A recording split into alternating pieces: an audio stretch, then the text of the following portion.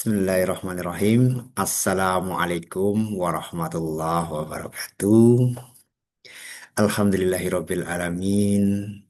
Kita patut bersyukur karena pada kesempatan kali ini kita akan bertemu dalam kegiatan proses pembelajaran yang akan membahas atau diskusi tentang asuhan keperawatan pada klien dengan ansietas atau biasa disebut dengan kecemasan.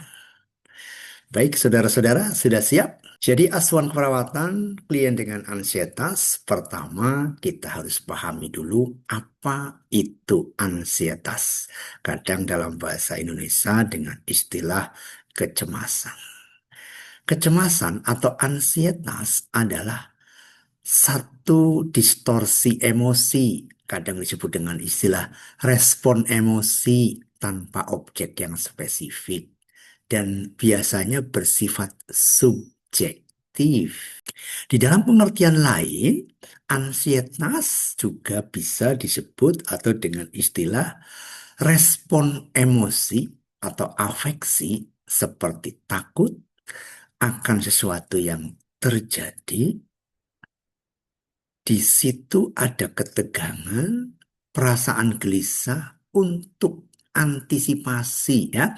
Ini dari Townsend 2009. Faktor-faktor yang harus dikaji pertama adalah faktor predisposisi.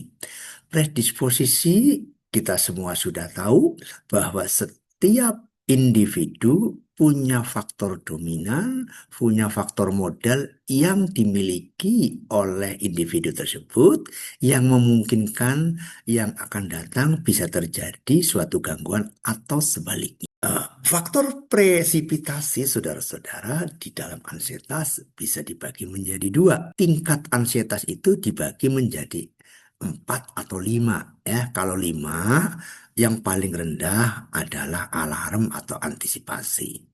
Sehingga posisi tingkat ansietas itu perlu dikaji supaya kita paham apakah ini perlu penanganan atau tidak. Oleh karena itu, tujuan tindakan keperawatan pada klien ansietas tentunya tadi karena meningkatkan aspek kontrol. Pertama, klien dapat mengenal ansietas. Lalu klien dapat mengatasi ansietas melalui latihan. Ya, beberapa hal untuk apa?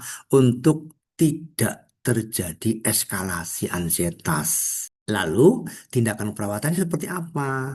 Seperti biasa dengan template di komunikasi terapeutik, pertama tentunya membina hubungan saling percaya dulu. Seperti itu. Makanya sediakan waktu untuk express with feeling. Lalu berikutnya sesi latihan, ya, teknik relaksasi dan reduksi stres. Ada beberapa cara, tadi saya sebut salah satunya teknik relaksasi napas dalam, bisa relaksasi progresif, bisa guide imagery, dan lain sebagainya ya.